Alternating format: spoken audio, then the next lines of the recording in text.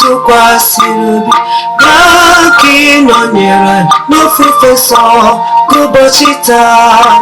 Gịnị ga-eme ka ndụ ka m ghara ife Chukwu? Gịnị ga-eme ka ndụ ka m ghara ife Chukwu? Gị Chukwu nke igwe na ala, gị ka tụkwasịrị obi, na anyị na-arịọ gị ekwekwala ka ị gbafee. Gịnị ga-eme ka ndụ ka m ghara ife Chukwu? Gịnị ga-eme ka ndụ ka m ghara ife Chukwu?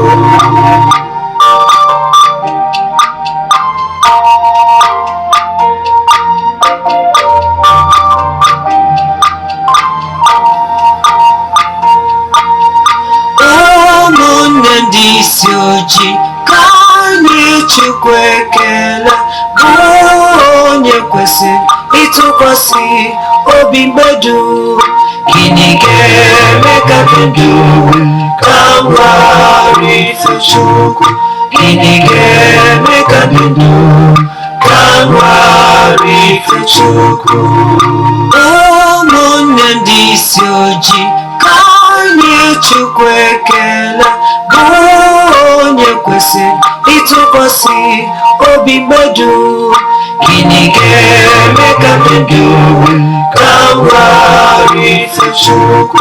Gịnị ga-eme ka ndụ ka m ghara ife Chukwu?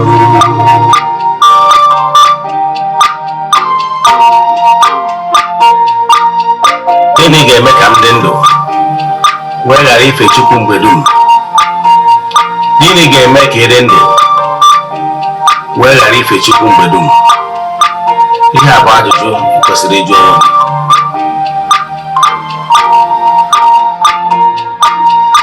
Ụmụnne ndị isi ojii ka anyị Chukwu ekele, bụ onye kwesịrị ịtụkwasị obi mgbe dum.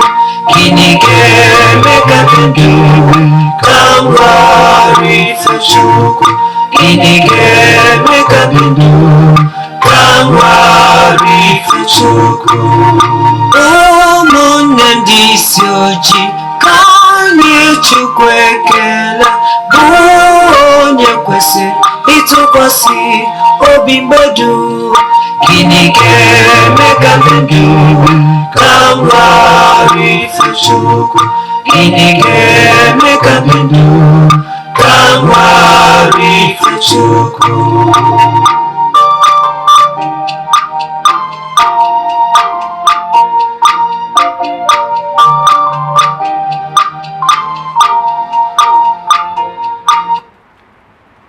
Ụtụtụ ọma na ụmụ ọdịnala Igbo, abịakwa m n'oge awa nke eziokwu. Egwu ị nụrụ kịta bụ egwu ngalaba na-afụ maka mgbasa ozi ọdịnala Igbo na ugochitubelu ọdịnala temple. Yes, n'ụtụtụ a enwere m appointment with my eye doctor. Yes, mana because of na mụnwa na gị na anyị ekwugo na anyị ga na-abịa ụbọchị ọdịnala akụkọ gbasara ọdịnala Igbo, wee sị na m bịa ka kọwara m ụfọdụ ihe ị kwesịrị ịma very brief. Then before a week we went on appointment, we got to get back to the world. Yes, man, I'm all doing this because of my love for you, my fans and followers. Yes, oh, the head can go on. The head can go on again, but here it was a rema. Nakani Macabia. Magato, what I is Eze-Ana from the social media. Ogbuefi Eze-Ana ugochitubelu oraifite. Abụmonye isi nchụaja na ugochitubelu ọdịnala temple. Anyị na-agba afa mmiri emi nwekwazị ọrụ mmụọ dị iche iche. Abụkwazị m onye isi nchụaja na ọdịnala restoration center. Yes, then ọ bụrụkwazị onye mgbasa ozi ọdịnala Igbo. So you can call me an ordinary evangelist. I will answer. My mission is to help people live better life. Then echefukwana na aja anyị na-achụ kwa ọnwa nke ọnwa Mee agabago n'iru ị ka nwere ike isonye na ya aja mbuli elu aja ị na-aja mpụta ihe aja ịpụta ihe ị nwekwara ike isonye na aja n'ebe ọ bụla ị nọ na nsọtụ ụwa dum distansị abụrụ ebara ya na aja anyị na-achụ ma ọ bụ ọrụ mmụ anyị na-ahụ na tempụl ka bụ ihe ị gosiri ịma then ị nwere ike isonye na ịchọ isonye forward ya token donation chat ya m na WhatsApp agwazie gị other details I did it for you in order to book you. Ihe anyị na-eme bụ na anyị na-enwe ya 3 prayer request ebe n'ọlta na-achụ aja na-aga ọfọ na-ekwubi okwu n'isi gị ụbọchị ọbụla ganye na ọnwa agwụ ụbọchị ikpeazụ n'ọnwa anyị jee na mmiri chụọrọ ndị mmiri aja mee saraka bịa jee na temple chụọ aja to entities of powers jee n'ebe nchụaja gbuo egbu n'afọ mmadụ dum emesịa wee mee saraka aka tie ya uri ike dị na aja na-achụ o nwere ndị na-esonyere anyị na aja since over 2 years anyị bidoro ya yes so echi esonye na aja ma ọ bụ nwere ajụjụ ịchụ nwere na nkụzi a chọrọ ịkụzi taa send the message na WhatsApp 0805 7837672. I repeat 0805 7837672 ma ọkwanụ 0813 8243871. I repeat 0813-8243-871. Now, that will he goes to he sent the message. And was your response to me? I will give you. Then I got money robbery and I know them says Yoku TV. I like Linkuzi and nature any other. Jenna, my YouTube channel, Ogbuefi Eze-Ana ugochitubelu. They got for 1,000 lectures there. Upon on an Hollywood movie on a watch in Yoku TV, or they watch also. Jen ugochitubelu on movie productions that you to watch. But we Jen Eziokwu great movies that you to watch. Brazil. Upon Igbo movie, Jen Eziokwu TV Nollywood movies that you to watch. In America, I took work kept me here in the Gozion. I've come to join I know I want Eziokwu through life ministration. Yes. And Masono, Kachuko kept me here in the Gozion about you method people. Then I got one and Kuzi in Makiaga. Can I see you quite? I shall recall more you should know about Godian religion. More you should know about Godian religion. Yes. I'm going to post somebody yesterday. For the man and why? Godian religion. We want to know. Welcome. Now, but yesterday, now, Makwa Masalia. Oh, you can go on. For the mother, every no. Ụdị egwu ihe nụrụ mgbe anyị na-abata ụdị egwu a ka ị ga na-anụ na egwu ndị yiri enu yes na egwu hymn books yes worship songs ụdị egwu a bụ ụdị egwu anyị na-agụ n'ofufe nsọ otuchi otherwise known as Godian religion. Mma akụwara gị ọfụma gwakwazie gị ihe kpatara m nwa na onwe m ji wee decide ya join as a priest na ya bụ ụka can be done na afa. Good Godian religion. Godian religion simple means ndị na-eso na-efekwazi naanị otu Chineke. Yes. Etu anyị si wee nwee asị na Christianity na-ederive ya from Christ. Ọkwa eziokwu. Etu a ka Godian si wee dị ederive ya from the name of Chukwu Okike. Ọ bụrụ na n'oruba anyị nwere ike isi na Chukwu izi mana ọ bụrụ ya mana anyị kpọrọ ya Godian religion ndị na-eso sọsọ Chineke bụ God. Yọtara ya nọ ndị na-eso ya bụ soja bụ Chineke anwa ọnya ka bụ Godian religion ọ ya pụtara oji nwe ya afa. Then o nwere ndị na-akpọ ya afa dị iche iche. Ọ bụ African traditional religion otherwise known as Godian religion. Ọ afọ eji wee register with federal government. Because ihe kpatara ya na ụfọdụ na-ajụkwa kedu ihe kpatara Godian religion ji wee bụrụ religion. Ihe abụọ ya ọdịnala ụfọdụ na-akpọkwa ya ụka ọfọrọ okwu ụfọdụ na-akpọ ya ụka ọdịnala mana nke bụ eziokwu bụ na ọ bụrụ ụka ka ọ bụ ihe abụọ ọdịnala Igbo yes ministration mana na-adị ka usoro iwu obodo a si wee dị. It cannot come in group to propagate, to teach without registering it. You know that, yeah? Even in our temple, administration, I registered with Corporate Affairs Commission Abuja. So for group of persons ebia together ka ejikọta ọnụ na-agbasa nkuzi ọdịnala Igbo, you have to register it. If you ever religion is better here. So you have to register it for the fact na ọ bụ ihe na-akọwa gbasara morals. Then you have to register it under the religion. And machi kọwala ọ bụ na ige ntị ya aghọta ihe ụfọdụ ndị mmadụ na-asị na ọdịnala enwere ụka na-akụ so many things, mana atọrọ m ha ụtọ n'ebe onye madebere. Ịghọtara ya? So ihe mere ihe bụ na etu iwu obodo a si wee dị, enwere freedom of association. Yes, mana ọ bụrụ na unu achọrọ embarrassment, unu achọrọ ka ajụwa onye ka unu bụ, unu chọrọ ka unu follow how things work. Now, unu kwesịrị register any group or association or any affiliation. So here are some of our great sons of Igbo extraction. Yes, na ndị ọzọkwa bụ ndị Africa jikọtara ọnụ wee hiwe ofufe nsọ otu chi a.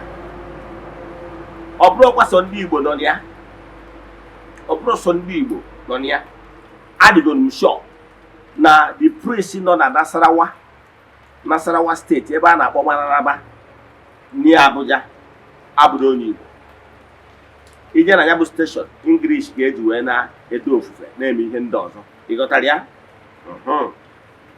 Ihe m na-achọ ka m kọwalụ gị bụ na ofufe nsọ otu chi a bụ enwelu great personalities ndị hibere ya bụ ofufe nsọ otu chi. Ofufe nsọ otu chi a ehibere na December 12, 1948. Now ndị hibere ya bụ ndị dịka ndị a sokwa wee dee akwụkwọ nsọ akpọrọ nkomi, sokwa wee dee ihe ahimbook. Yes, na ejirimara akwụkwọ ndị ọzọ dị iche iche dị na akwụkwọ nsọ a na-akpọ nkomi, deep thought. Yes, so ihe na-achọ ịkọwara gị bụ na ndị bidosiri ya bụ mmadụ dịka Chief Bisi Iwunna, Empire Ọkpara, Dr. Nnamdi Azikiwe, Herbert Macaulay, Zedi Ọramma, Uche Okafor, Achịkụdụkwudo nke Godian Religion n'Urugu, and so many of them ha believe ọ bụ na mkpọwadogị list of ndị jikọtara aka ọnụ wee fiwe ofufe nsọ otu chi a. Ị marụ na ọ bụrụ taa ka ọdịnala Igbo na-akọ ọlụ for ka anyị niile bịakọta ọnụ harmonize ya etu anyị ga-esi wee nwee ike wee gbasa ozi ọdịnala. Ụfọdụ ndị mmadụ na-abụ ha rụrụ Godian Religion, ha just na-ekwu ihe ha marọ. Mana ka nkọwalụ gị, Godian Religion has been in existence years since 1948. Godian Religion ị na-afụ so wee tọọ nta na mgbe m na-eme research ihe gbasara ọdịnala Igbo. Godian Religion so na ntọala mere research, o so na ihe so wee mee odum na nkuzi ọdịnala m na-akụzi. I'm not just ordinary dibia. Agụrụ m so many spiritual books, mee research dị iche iche before now jigata wee sị na ọdịnala Igbo bụ karịsịa akarịsịa. Ịghọtara ya? O nwere ihe Godian Religion ji bụrụ Godian Religion. Ihe a bụ ka nkọwalụ gị ihe marọ.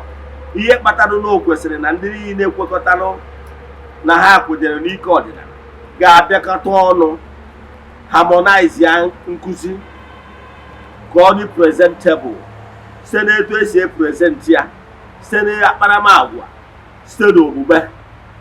Ime ihe kpatara ndị mmadụ ji eji ọdịnala Igbo emere caricature wụ because of na enwere so many arrogant people. Ndị azụrụ ha azụ n'ihe gbasara human relation, azụrụ ha azụ n'ihe gbasara etu mmadụ mmekọrịta mmadụ na ibe ya. Ụfọdụ ụfọdụ n'ime ha bụ their radical nature ha nwetara n'aka ndị ụka ọbịa wee bata n'ọdịnala Igbo in order wee na-enyezi ọdịnala Igbo bad name. Before now, since 1948 till now, ọdịnala Igbo recognized the other world religion. We are all living in harmony. Onye megidere nwanne ya. Ihe ọdịnala Igbo ji wee sị ka a harmonize ya bụ ka alụ anyị bụrụ ofu. ka anyị wee na-watch our back, ka anyị wee na-eme ntụ each other, maka na asị na iron sharpness iron, ọkwa eziokwu. Ka anyị nwee ebe nzukọ ebe anyị ga-anọ wee na-atụ alo maka ọdịmma ọdịnala Igbo na mgbasa ọdịnala Igbo, and ka anyị wee na-eprotect ụmụnne anyị ka a ghara inwe onye a ga-akpagbu, ka a ghara inwe onye a ga-akpagbu maka ihi na o kwenyere n'ọdịnala a na-akpagbu ya. Ọ bụrụkwa na onwe onye otu anyị na-alụ di na nwunye anyị bịa doiri ugwu, ọ bụkwara onye otu anyị bichalụ ndụ onye ọdịnala, ndị ọdịnala ezukọ bịa mee beria, ụmụ ihe niile a ka anyị wee nwee ike ịdị n'otu, ka ala anyị wee bụrụ n'otu. Ọnya ka ndị nna nna anyị ha ndị a mkpọkasịrị afa ji wee gbakọ ọnụ sị mba n'ọdịnala Igbo na-ekwesịrị ka enye ya umbrella body. Ịghọtara ya? Na one of the reason why eji wee kọnka ọdịnala gboo mgbe ndị anyadị bịara be anyị, ọdịnala Igbo enwero central body, ọsọ onye na isi ya, dịka ndị anọcha na Facebook na-eme mkpọtụ. Ụfọdụ na onwe ha aghọtara na o kwesịrị ka mmadụ nọ na the umbrella body ka i wee dị totally protected. Ị ma na ụfọdụ ndị a na-eme mkpọtụ na social media taa na-ekwu okwu ọdịnala, o nwere ike ọ nọrọ Abuja wee na-ekwu na onwe ihe mere taa anyị adị confuse ndị ga-enye maka na o nwere otu ọdịnala umbrella body ọ nọ na ya. Gị nwa na onwe gị na-ekwu okwu I return to my root, I return to my root. Kedu umbrella body ọdịnala ị nọ na ya ga-abụ onwe ka ihe si gbadakwụrụ ma ọ wee etu esi akpagbu gị, enwe umbrella body ga-abịa defend ya gị, dị register. Ịghọtara ya? And ihe eji asị ka anyị niile ejikọta ọnụ bụ ọ bụrụ na ejikọta ọnụ, nkụzi abụrụ ofu, harmonize ya. Ọ na-ewute gị ịbịa na Facebook, ofu nnukwu nwaanyị nke akụziri gaba etu a, ofu nnukwu nwoke akụziri gaba etu a, anya ọbụla na-akụ enwe confusion here and there. Ịghọtara na Catholic Church na-akụzi nkụzi ha na-adị uniform maka ihi na ha gara under the same process. Ndị nchụaja ha azụrụ ha gaa through seminary, ha nwee doctrine, nwee usoro ị ga-esi na-akọmpọtụ onwe gị n'usoro ị ga-esi na-ekwu okwu na public. Kpatara na Catholic dị very harmonized. Ọ alụ na-etu a ka ndị nna nna anyị ha sịrị na ọ dị mma wee register African Traditional Religion, nwelu certificate na Abuja. Mana ụfọdụ n'ime ụlọ agbụrụ na ha adịbụ in existence. Whatever I learned today n'ọdịnala Godian Religion contribute to quota na ya. O nwere ofu onye m achọrọ ịkpa afọ ya. Yes, ọ na-agarịkwa na amụrụ m na ọ na-ekwu na ya bụ onye ọdịnala, ka ọ na-ekwu okwu na ya bụ onye nwere nke o kwenyere na ya, onye kwenyere na reality. O nwere ike ọ bụrụ na reality ka o kwenyere na ya, ka agba m ebe ọkụ akụ. Now, ụfọdụ n'ime ha nwere ike mgbe ha si na ha abata, mana adọrọshọn ọdịnala maka na ọ bụrụ etu a ka ọdịnala si akpa agwa. Elotara m mgbe m batara n'ọdịnala Igbo ma ọ bụ ndị Godian ndị ọzọ, o nwere onye batara na Godian asị gị buru Baịbụl uji egbe ọkụ, maka na anyị adịrọ radical. Azụrụ na ị ga-respect okpukpere ndị ọzọ. You convince them by your actions, you convince them by etu isi ebi ndụ, bụrụ a role model to others, not by ịdị radical. Mana anyị chọpụtara na o nwere ndị radical na-arụ ọrụ n'ime ọbara ha. By nature ha wụ radical, ha dị radical n'onwe ha. So ha wee bụrụ mmụọ radical ahụ wee bata n'ọdịnala Igbo. Mana ọ ihe ndị mmadụ na-alaiki, maka ndị mmadụ na-alaiki ndị dị radical iso ndị na-adị radical. So to avoid that, ụfọdụ ndị na-eto abata were Bible jee sụọ ọkụ, ọ dịrọ necessary. My own Bible, nwere mgbe m na-eje ụka, I still do research with it. Yes.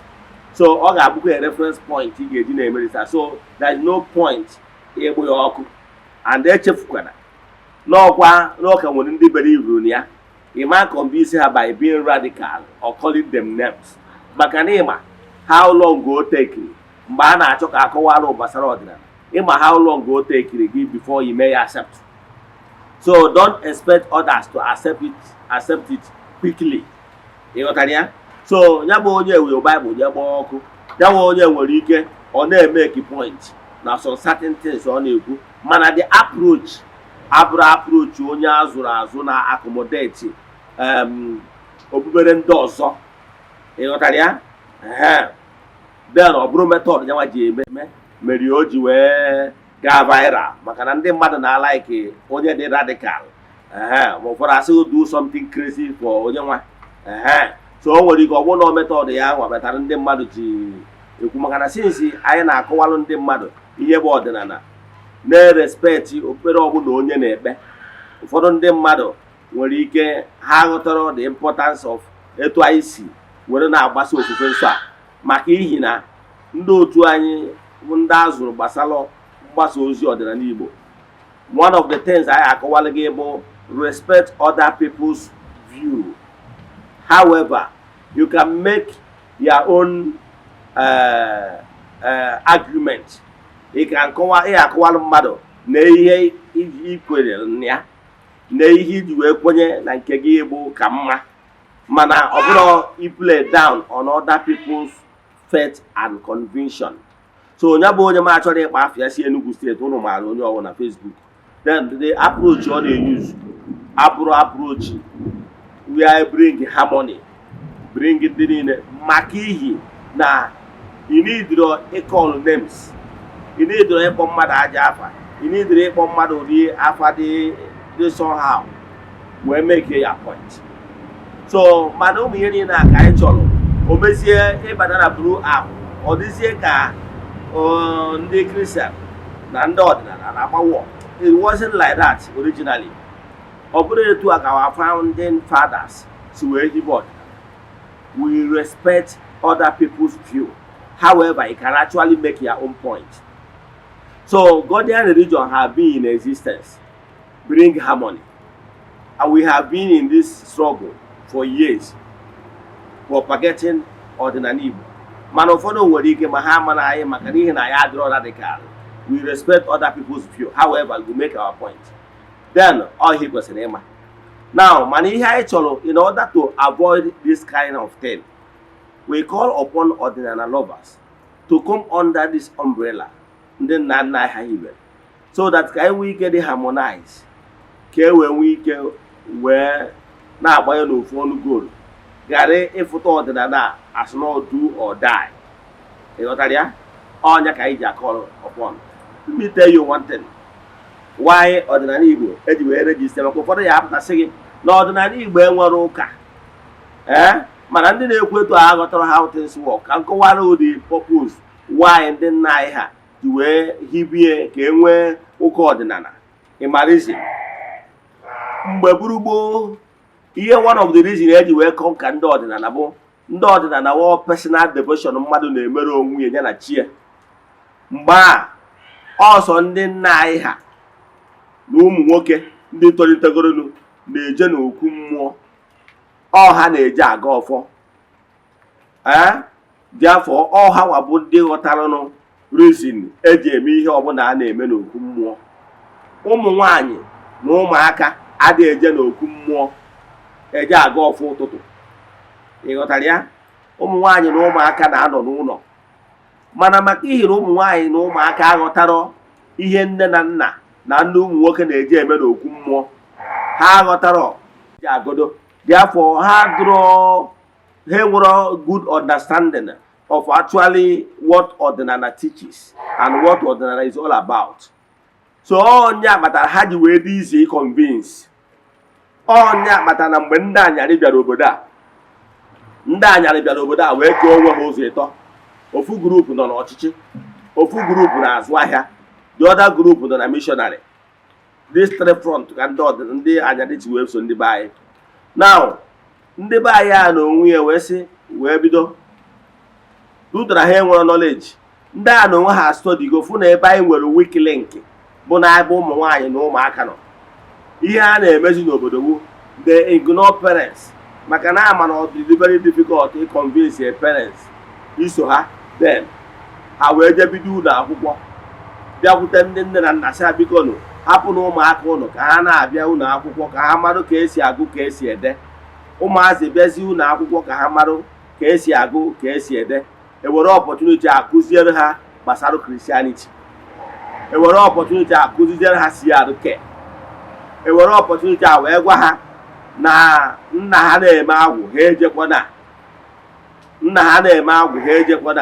nna ha na-eri ji ha ejekwana nọọ ịgọ mmụọ ka ọnwụ ha si n'ụzọ dị etu a wee buru nwụọ ọchịa ụmụazị maka na ha ma na ụmụazị ga-awụ future parents na ha ga-abụ leaders of tomorrow.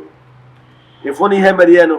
So ụfọdụ ya ka ụfọdụ ndị mmadụ kara ịpụ opageti n'ọdịnala anyị wee sị mba ndị nna anyị ha bụ ụzọ wee fụ ya wee sị na ọ bụrụ na a kọntinuo because n'ụwa na-echenji echenji ọ bụrụ na a kọntinuo dị wee ndị nna nna ha si wee mee ọdịnala ọ bụ sọ ndị nna na ụmụ okorobịa na-eje n'okwu mmụọ na ụmụazị na ụmụ nwaanyị na-anọ n'ụlọ na akọntinu etu a na ụmụ nwaanyị na ụmụaka ama aghọta reason nwaanyị anyị ji emedo ndị ichie anyị ji agodoro ụmụ mmụọ na ha ama.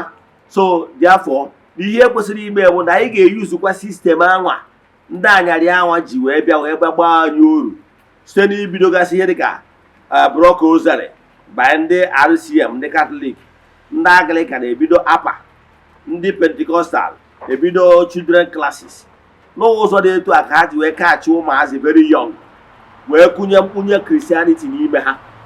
efu na ebe ha si wee kaachị abịakwuo n'ụlọ akwụkwọ ha wee fọmụọ ihe afọ ọmụmụ n'ụlọ akwụkwọ ịbịakwuo ka ịgụ akwụkwọ akụziere osi alụke marụzie na ụmụazị a ga-awụ mgbe ha ghọtara ihe ndị ụka ọbịa na-abịa akụzi na ha ga-abịa chalenji mezi nna ha n'ụlọ. Ọ ihe merenụ nna ha na-akpọzi ya Chijioke nwa m weta ọgọ ka anyị jee n'ihu agwụ ọsị ya pụtara ya dị eje. efu na ihe merenụ ebe a ka esi wee rie ndị ọdịnala. So in modern world ndị our leaders wee sị mba na ọ dịrọ mma na ọ bụrụ group format ka ebi uduo ọgbakọ ọdịnala nke ga-ewe kọmụ ma nne ma nna ma ụmụ nwanyị ma ụmụaka. Onye akpatara eji wee hibe ụka ọdịnala a na-akpọ Godian Religion. Yes, ọ bụrụ ebe ụmụ ndị niile bụ ndị ọdịnala gara agbakọ na-atụ alo na-agba onwe ha ume maka na iron sharpened iron ka ha wee nwee ike na-amata ihe niile ha kwesịrị ịmata maka na faith is by hearing, conviction by ihe ịnụtara. ịghọtara ya? So onye akpatara eji wee hibe wee rejista ọgbakọ a ndị na-efe naanị otu chi akpọrọ ụka ọfọ na ogu ma ọ bụ Godian Religion, nke ọ bụla ị chọrọ ịkpọ ya kpọọ ya, mana ihe ọ pụtara bụ na ndị na-efe naanị otu chi na-agbakọta. Na-abịa na Godian Religion enwe classes for ụmụaka. Ọ bụrụ na ị nọ n'Unubi ị ga-afụ na every Sunday na-enwe children class. Ọ bụrụ na ị nọ n'Igbo Ukwu ma ọ bụ n'Isuọfịa ma ọ bụ na ị nọ n'Abuja Jabi ma ọ bụ na ị nọ n'Orule Lagos ma ọ bụ na ị nọ na Mazamaza Lagos ị ga-afụ na-enwecha children classes. Ihe eji nwee children classes wee ebe a ga-anọ wee na-akụziri ụmụazị ihe ha kwesịrị ịma gbasara ọdịnala Igbo. Ịhụ na aghọtara ihe kpatara eji wee fọmụọ this ọgbakọ ọdịnala harmonize ọdịnala practitioners. Ịghọtara ya? Ịmara ụfọdụ ndị mmadụ aghọtara. Ụfọdụ ndị mmadụ abịa na-asị kere ihe kpatara anyị ji eyuzu usoro ndị ụka. Anyị anaghị eyuzu usoro ndị ụka before ndị ụka abịa na be anyị. Ndị be anyị maara Chukwu, ọ bụrụ ha nwa kụziri anyị ka esi ama Chukwu. Before ndị anyarị abịa na be anyị, anyị nwere obodo a na-akpọ Ụmụchukwu, gosiri na ndị Igbo magbu Chukwu. Anyị nwere obodo a na-akpọ Arochukwu. Ịghọtara ya? So anyị magbu Chukwu before. Ọ bụrụ ha ndị anyarị kụziere anyị ka esi aza Chukwudị ma ọ bụ Ifeanyị Chukwu ma ọ bụ Nkiruka ma ọ bụ Ngozi Chukwuka. Ndị be anyị maara ya maka na anyị magburu Chukwu. Ịghọtara? So ọ bụrụ ha ma kụziere anyị. So ihe dị iche na ha nwa mere introduce na ha bịaziri na-epropageti nwanne ha nwoke bụ Jizọs si na ọ bụ Chukwu. Mana minus that na ndị Igbo na anyị gbarụburu Chukwu before. Ịghọtara ya? So ụka ọdịnala the only thing bụ anyị na-enwe so praise and worship songs. Anyị nwere hymns ebe anyị ji eto Chukwu okike dịka egwu ihe nụrụ mgbe anyị na-achọ ịmalite. Ọ ụdị egwu a ka ị ga na-anụ na Godian Religion. Ịghọtara ya? Ihe dị iche na praise and worship song anyị ya na nke ndị ụka ọbịa bụ na ndị ụka ọbịa kwenyere na Jizọs na Chukwu ha ka ọ bụ, ha wee were aha Jizọs wee na-agụ. Mana anyị bụ ndị ọdịnala bụrụ ndị na-efe naanị otu Chukwu. Ihe anyị ji agụ egwu afa Chukwu okike. Ọ bụrụ na ịwa ọchị ya the temple music, egwu niile anyị na-agụ n'ọdịnala Igbo nke belong to temple. Ị ga-afụ na egwu ndị a nọ n'afa Chukwu okike pụrụ ime ihe niile ka eji gụja bụ egwu ndị a. Egwu niile ndị a anyị malere izugoro ọ na-afa Chukwu okike pụrụ ime ihe niile. Onwero nke eji afa Jizọs bụ.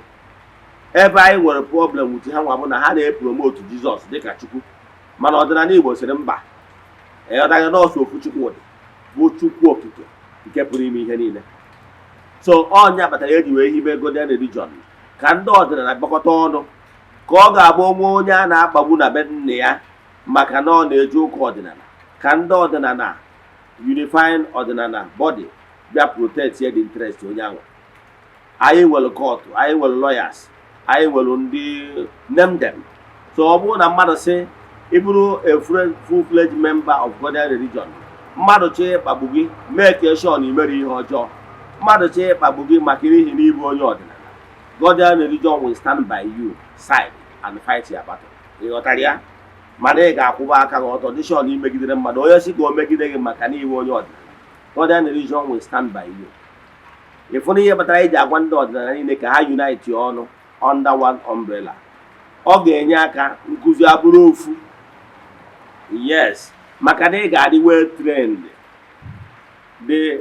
Ndị ọkammụta na ndị hibere ofufe nsọ a edebego the system ga-eme ka nkụzi niile bụrụ ofu. Ọ ghara ịbụ ihe a na-afụ na Facebook, onye kụziri gaa side, onye akụziri gaa side ya, maka na enwero harmonized body. Then because of na ụfọdụ ndị mmadụ aghọtara, some of ndị ọdịnala na fight this harmonized body. Ikwu ha asị na ọdịnala enwere ụka. Ị na-ajụ ya, ị na-ajụzie Android phone ọ na-eyuzu kịta, ndị nna nna ya oyuzuru ya. Yes, akwụkwọ na-eyuzu, ụdị akwụkwọ na-eyuzu na ndị nna nna ya oyuzuru ya. Ihe dị consistent bụ change, constant change. So as the world na-revolve, anyị afụgo na the only way ọdịnala Igbo ga-eji wee make so serious impact is by ịbịakọta ọnụ as umbrella body, ka anyị wee nwee ike okwu anyị wee bụrụ ofu, ka anyị wee nwee ike chụbụ ihe na-achụ anyị. Ọnya kpatara eji wee hibe ọgbakọ otu nsọ, ofufe nsọ akpọrọ Godian Religion. Ama nnọọ ghọtara ya. Godian Religion nwere nkomi dịka akwụkwọ ị nwere ike ịkọsi na ọ dịka Bible. Anyị nwekwara hymn books, enwego good structures ndị nna nna anyị ha founding fathers hibere. Ọ bụrụ taa ka ebidoro ya. Godian Religion na-celebrate kwa 12/12 mbọsị egburu ụmụnne anyị ndị ofufe nsọ otuchi, ndị na-edemand for salary increment n'ebe ha bịara egwu koolu n'ebe dị iche iche, especially n'Enugu 1948. So Godian Religion bụ ụka ọfọ na ogu.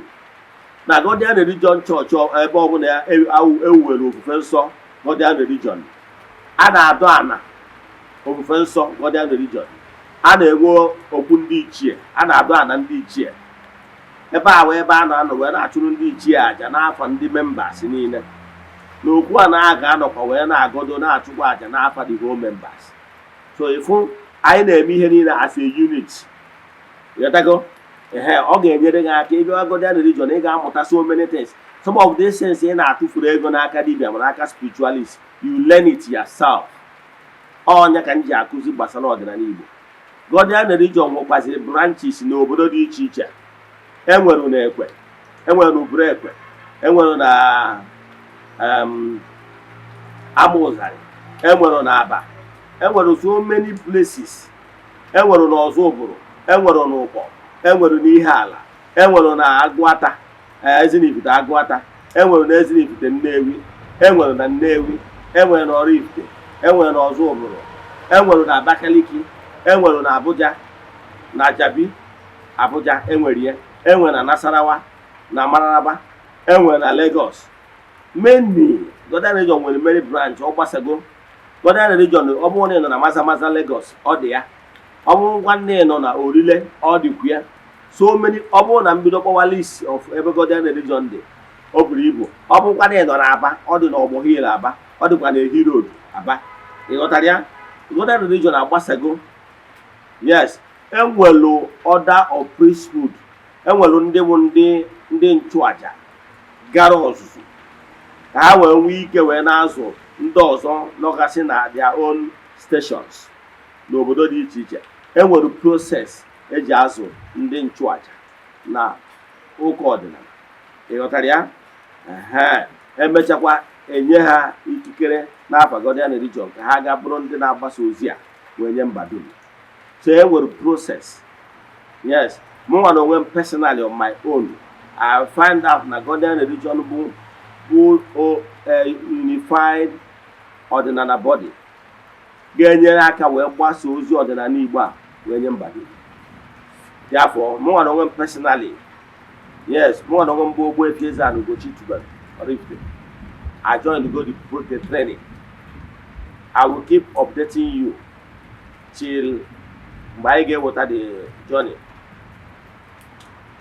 to the end. Ịghọtara ya? Ị na-esonyere anyị ga na-enye gị update ihe si aga si na-enwe the ordination. So kedu ihe m na-ekwu maka ya? Ihe m na-achọ ịkọwara gị bụ na Godian Religion, ọ bụrụ na ịghọtara the importance of ọdịnala Igbo ịbịa kọta ọnụ na-agwara gị na ọdịnala Igbo why ndị ụka ji wee penetrate esoism na-anọ na individualism, onye ọbụla na onwe ya, etu ya isi chọ ka esi nọrọ, etu agụnwa si asị na ọdịnala Igbo enwere ụka onye ọ nọ na bịa ịpụta ụka ịtụọ nzu gwụọ ọjị de onwezi onye na-akpagbu gị who will you run to. Ọ bụrụ na iwe onye ọdịnala like the other day, is it Friday? Yes, anyị jekwa burial na Oraifite gaa nie one of our my nwụrụ, the woman nọ 120 years. Yes, so ihe m na-achọ ịkọwara gị, are you telling me na ndị ọdịnala na ọka mma etu unu si nọrọcha iche iche na Facebook? Onwe ihe mere ụfọdụ n'ime ụlọ na Facebook enwere umbrella body ịnọ na ya. Onwe ihe mere gị echi maka na onye ọbụla ga-anwụrụ dị anwụ, mụnwa ya anwụkwa ihe anwụ n'oge ruo. Ịghọtara ya? Onwe ihe mere onye ahụ echi ama afụ ndị nwere ike ịbịa gbata ọsọ. Ọnkwado ka esi akpagbu gị maka ihe na ịbụ onye ọdịnala ma ọ bụ n'obodo gị enwere umbrella body ga-ekwuru ọnụ gị. Mana ọ bụrụ na ị nọ na umbrella body, ọ gwara ka mmadụ si akpagbu na village n'iwu onye ọdịnala, inwe umbrella body ya protect your interest. Police will not arrest you. Ndị ọzọ nwere nwa onye ga-eme gị intimidate yatago maka n'iwu onye ọdịnala. Example, n'iji ọfọ na-aga, police arrest ya gị, ọ bụrụ na ọfọ ka iji n'aka igburu mmadụ, nwere ihe ọjọọ igwuru mmadụ mee gị intimidate, Godian Religion will come out because anyị ma na ọdịnala Igbo na Nigerian Constitution recognize African traditional religion. Mana ọ bụrụ na ụnụ sị ka ụnụ nọrọ etu ụnụ si wee nọrọ individually, ịmarụ na ọnwụ na-abịa eweta ukwu Aiza one by one, you will be able to break the broom. You nwere idea? Mana ọ bụrụ na ijikọta ya ọnụ as a broom dị n'ukwu Aiza, ịfụ na ị nwere ike break ya. Ịghọtara ya? Mana etu ụnụ si nọrọ individually, ọ ga-adị izi ipik ụnụ one by one, ọ ga-adị izi intimidate one by one. Mana ị nọrọ with a registered body, nobody will intimidate you maka na ịbụ onye Godian Religion. Nobody, because you're a registered body, a registered gbogbo mgbe ezi dị n'ugwu ụgwọ. Kedu ihe m na-achọ ịkọwa na ya?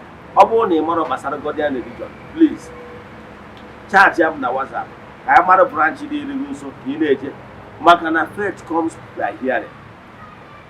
Yes, so ọ bụrụ na ịfụ ndị Godian Religion, yes, ka ị mara na ndị ọdịnala anyị na-atụ nzu, anyị na-atụ edo, anyị kwere n'ọfọ n'ogu, mana ọ dị harmonized group.